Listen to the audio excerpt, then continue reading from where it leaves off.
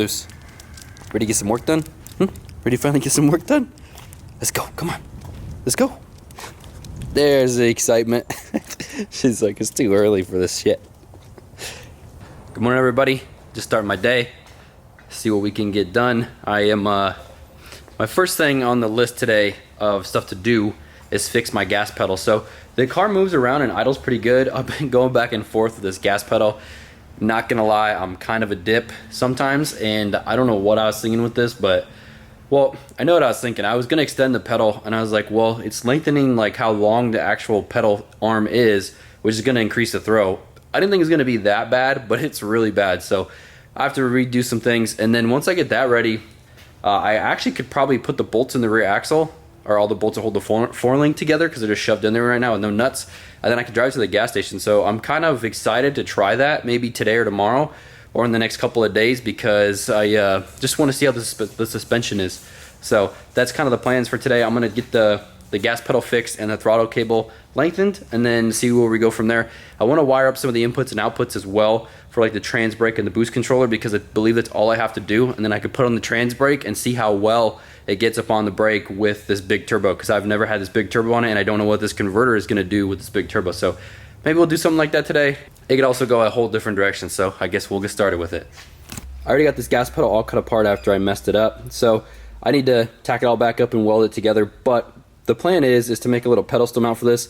This is where it bolts to the firewall normally. Well, since I put the seat so far back, I needed to move the pedal, and I'm just gonna make a pedestal mount for this thing. So I'm gonna make 2 pieces of plate, so just 2 flanges on both ends with a piece of tube in the middle of it to space it out. Should be relatively simple. Might have to modify some things, but it should work pretty good. So check it out. I got the little spacer made for the gas pedal. It's actually pretty strong. It's not too flimsy. It works pretty well. It moves a little bit just because of the sheet metal on the firewall, but it's not too bad. The pedal feels pretty good, and I got the throttle cable all done now too. So the gas pedal finally works, and it doesn't have like 6 inches of throw, so I'm happy with that. I did also get some more work done yesterday. It's the next day today. I'll show you guys here in a second, but I got the overflow mounted, and I also got my little burn down catch can box mounted. So while Kyle was painting his roll cage, I went ahead and drilled some holes in my little catch can, or like burn down box, whatever you call this thing. This will be going in the back. The big dash 16 off of the valley cover will be running all the way back here. Now I know you guys, some of you guys are saying like, make sure it doesn't run uphill. Well, that thing's baffled really well, so I don't believe it's going to be puking any oil out of it. If it does, I'll have to put some type of drain on it or something, or figure something out later. But for now, this is what we're going to do. We're going to make this little box.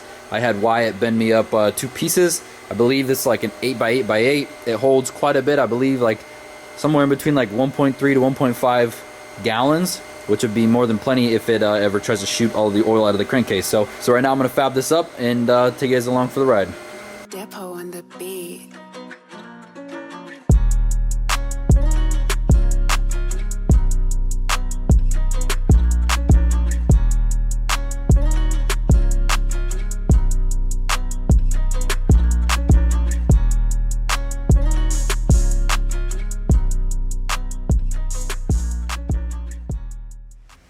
I ended up mounting this with just 1 nut cert on both sides. Seems pretty solid. I got the little dash 16 line ran all the way through here. It goes through the firewall right now. I think I want to switch that up, but for now, just to go like drive the car to the gas station, I think it's going to stay like that. I think I might run it somewhere up in the sheet metal here, so that way for the most part it's underneath the car and then only comes up like back here. But we'll figure that out here in just a little bit. So this is the little overflow. It has a little vent right here that I'm going to like run down and all the way to the back of the car, just that way if it does ever like slightly overheat in the pits or something, it goes back behind the tires, or I don't know, or on the track. I mean, it would suck, but at least it's not in front of the tires. So that's super easy to do. As I said earlier, it would be really cool to get this thing on the trans brake and just make some boost on this thing on the trans brake. So right now what I'm doing is I'm messing with the dump tubes. A while back I tacked this bellow in place, so I got this made, and then I also did get this piece right here that merges into here made. But to do that first, because we play a game of shrinkage, as you can see, I have already welded all of everything up minus the bellow, and that's to help with it not distort as much. So I'm going to go ahead and pull this off, weld the bellow, and then I'm going to pull this piece off and weld it, and then I will show you guys what I do from there.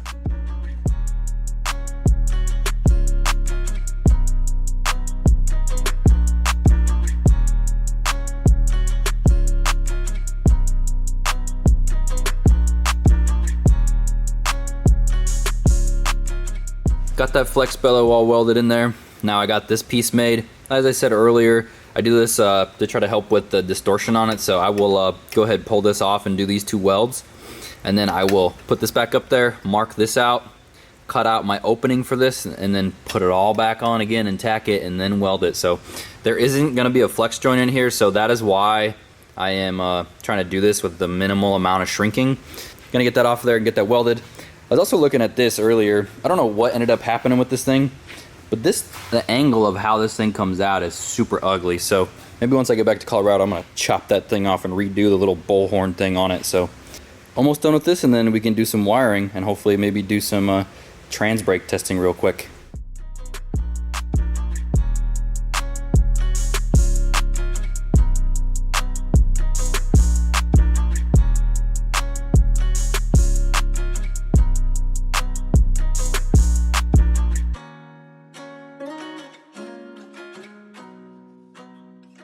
Well, we are just about to wrap up the night, but before we do that, as I promised, we're gonna take this thing out and hopefully make some boost on this turbo finally. We're gonna get up on the trans brake, see what it does. I'm kind of a little concerned about it. Like I said earlier, I don't know what this converter is gonna do with this big single on it. Before, the old turbos were GT30, so it lit instantly. The converter had no issues with it. So we're gonna see, but let me just show you guys some updates. So this fit on there great still, nice and easy. It looks messy, but it won't take me very much to clean that up. So I'm gonna be doing that here after I wire up the trans temp gauge. So I'll be able to finally clean up all this wiring, but I got all my inputs outputs ran for the bump button and the trans brake button. My boost control solenoid as well is wired. So that should be all the stuff I need wired minus the temp gauge, like I said. So this green button is my trans brake, as you can hear. And then I don't know how I'm gonna hold the camera and hit, oh, I think we can do this. All right, so trans brake and then machine gun. So this is the bump button, and this also doubles as a scramble button, so it works pretty nice. As you can hear, all it's doing down there is it is basically pulsing the solenoid, or the trans brake solenoid down below. So it's got like a solid state relay on it. It's all wired up through the Holley. It's pretty easy to do. It just takes a little bit of time to do it, so it's pretty cool. I'm like a little kid. I just think it sounds so cool. So that should be all wired up and ready to go to be able to test the trans brake and the bump and make some boost in this thing. I just need to make a couple adjustments in the laptop really quick, so I'm gonna put you guys outside and just put you guys up on the tripod and see if we can figure this thing out.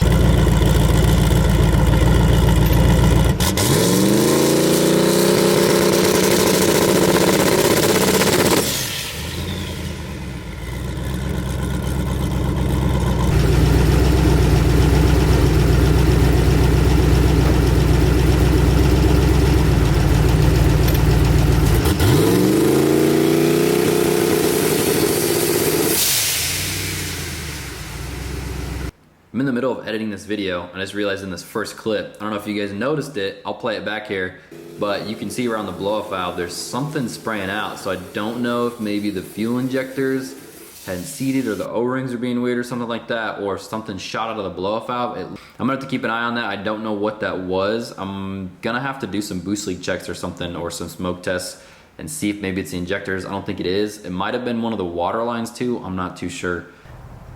So that was 5 pounds of boost, or like right about like 5.3 pounds of boost. I've been trying to figure out well, I did a couple of them. I had to clean it up quite a bit because the fuel map was way off. So I cleaned it up a little bit, and then I was trying to figure out what size springs were in the wastegates. So the thing is able to make 5 pounds of boost. They got 5 pound springs in them. I tried to make 3 and it would not do it. So the lowest it'll go is right about like 5 to 5.3. It'll bounce around there. And then, so I cleaned it up quite a bit, kind of got the fuel kind of figured out a little bit. Still a little off. It takes a lot of tweaking. It's really time consuming. So this next one I'm gonna do 10 pounds. I'm gonna target 10 pounds, see what it does, see how long it takes. It seems like it gets up on the brake pretty good, I think, at least for having a big 88 on it and having like a real mild cam and it being just a 5.3. So I'm pretty excited about it. Let's see how 10 pounds goes.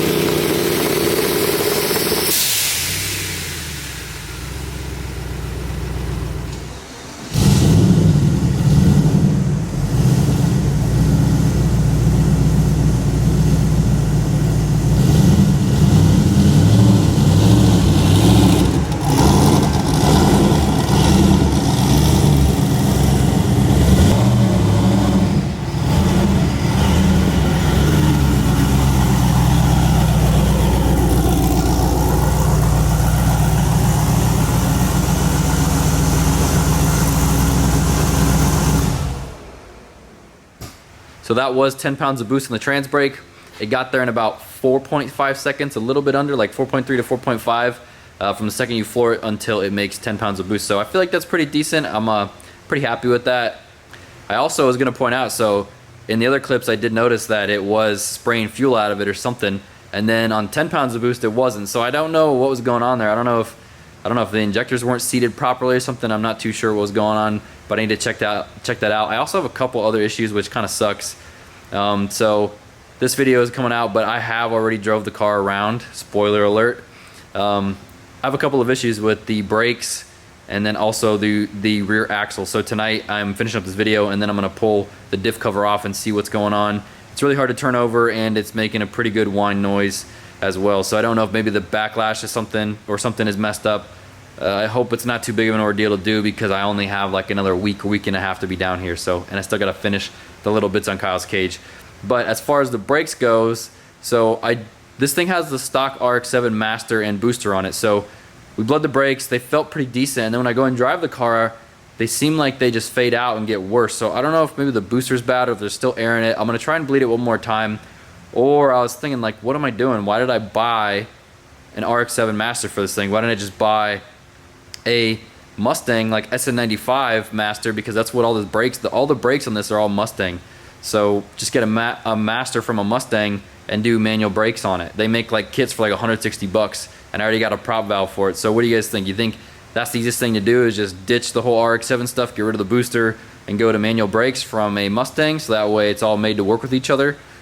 I don't know. I'm not too sure. I don't really know if like maybe this master is too small to run those bigger brakes because they're a little bit bigger. I don't really know. Let me know what you guys think down below in the comments. I hope you guys enjoyed this video. I hope you guys are excited. The car sounds pretty good. A couple little issues and twerks to work out, but next video we're gonna be driving the thing on the street. I still gotta line it, do some other stuff, but I have some other footage for you guys. So I hope you guys are excited, and yeah, thank you guys for watching. We'll see you guys next time.